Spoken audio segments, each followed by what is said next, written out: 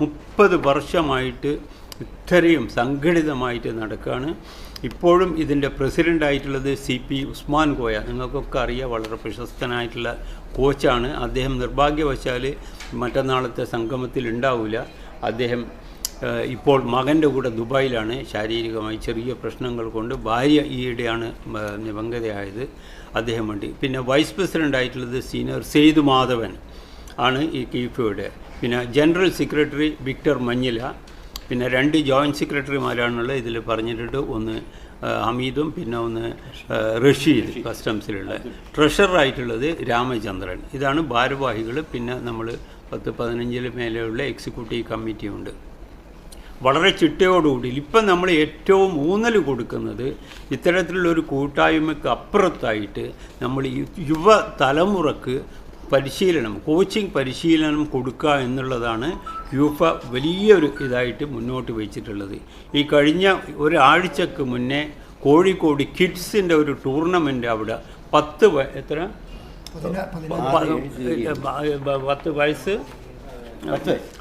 വയസ്സിന് താഴെയുള്ള 6ഓളം ടീമുകളെ സംഘടിപ്പിച്ച് നല്ല രീതിയിൽ അവിടെ കല്യാണ കേന്ദ്രയാണ് അതിന് സ്പോൺസറായിട്ടുള്ളത്. വളരെ ഭംഗിയായിട്ട് നല്ല സപ്പോർട്ട് കൂടിയിട്ടുള്ള ഗ്രൗണ്ടിൽ അവിടെ ടൂർണമെൻറ്റ് നടത്തിയിട്ടുണ്ട്.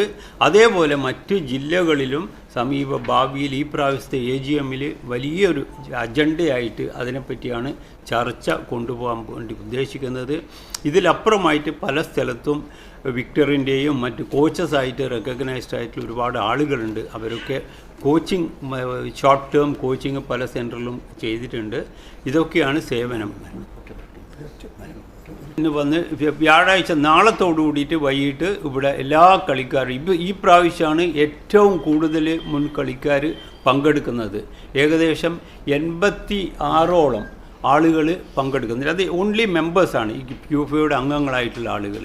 ഞങ്ങൾ ഇവിടെ പാം ഗ്രോവിൽ ബുക്ക് ചെയ്തിട്ട് തലേ ദിവസം വരുന്ന ആളുകൾക്ക് അക്കോമഡേഷനൊക്കെ ഇതൊക്കെ ഞങ്ങൾ കണ്ണൂരിലുള്ള ഒരു ഗ്രൂപ്പാണ് ചെയ്യുന്നത്. അവിടെ അറേഞ്ച് ചെയ്തിട്ടുണ്ട്. പിറ്റേന്ന് ദിവസം 12-ാം തീയതി നിങ്ങളുടെ ശ്രദ്ധയിലേക്ക് പറയുകയാണ്, 12 ഞായറാഴ്ച രാവിലെ കൃത്യം 7 മണിക്ക് കണ്ണൂർ സ്റ്റേഡിയം ഗ്രൗണ്ടിൽ വെച്ച് ഒരു മത്സരം, സൗഹൃദ മത്സരം. അതിൽ വളരെ പ്രശസ്ത, എല്ലാവരും തന്നെ ബൂട്ട് അണിയുന്നുണ്ട്. ഒരു 5 മിനിറ്റോ 10 മിനിറ്റോ എങ്കിലും കളിക്കാതെ ഒരാളും ഉണ്ടാവില്ല അതിൽ. ആ സൗഹൃദ മത്സരം ഉദ്ഘാടനം ചെയ്യാൻ വേണ്ടി നമ്മുടെ പ്രിയങ്കരനായ കണ്ണൂർ മേയർ അദ്ദേഹത്തെ ക്ഷണിച്ചിട്ടുണ്ട്. അദ്ദേഹം സാദരം അത് ഏറ്റെടുത്തിട്ടുണ്ട്. 7:15-നാണ് കളിക്കാരെ പരിചയപ്പെടുത്തുക. മറ്റ് ചടങ്ങുകളൊന്നുമില്ല. കളിക്കാരെ പരിചയപ്പെടുത്തിയിട്ട് 7:30 മുതൽ 9 മണി വരെയുള്ള 4 ടീമുകളാക്കി തിരിച്ചിട്ട് 4 സോണുകളായിട്ട്, കണ്ണൂർ കാസർഗോഡ് ഒരു സോണ്, കാലിക്കറ്റ് ഒരു സോൺ 2, മലപ്പുറം പാലക്കാട് 3, തൃശ്ശൂർ വയനാട്, അങ്ങനെ 4 സോണുകളായിട്ടുള്ള മത്സരമാണ്, സൗഹൃദ മത്സരമാണ് അവിടെ നടക്കാൻ പോകുന്നത്. ഹോട്ടലിലേക്ക് തിരിച്ചു വരും. 11 മണിക്കാണ് നമ്മൾ വരവ് ചെലവ് കണക്കുകൾ. ഇന്നലെ ഒരു സൂം മീറ്റിംഗ് എക്സിക്യൂട്ടീവ് ഉണ്ടായിരുന്നു. ഇനി വർഷത്തിൽ ഭാരവാഹികൾ മാറിക്കൊണ്ടേയിരിക്കും. ചിലപ്പോൾ അതന്നെ ആളുകൾ തുടരാൻ കണ്ണൂരിന് ഒരു ആതിഥേയത്വം കൊടുക്കുകയാണ്. അപ്പോൾ നല്ല രീതിയിൽ നടത്താൻ വേണ്ടിയിട്ട് ഞങ്ങൾ തന്നെ ഇതൊക്കെ ഞങ്ങൾ മെമ്പേഴ്സായിട്ടുള്ള കണ്ണൂരിൽ നിന്ന് ആളുകൾ തന്നെ സ്വയം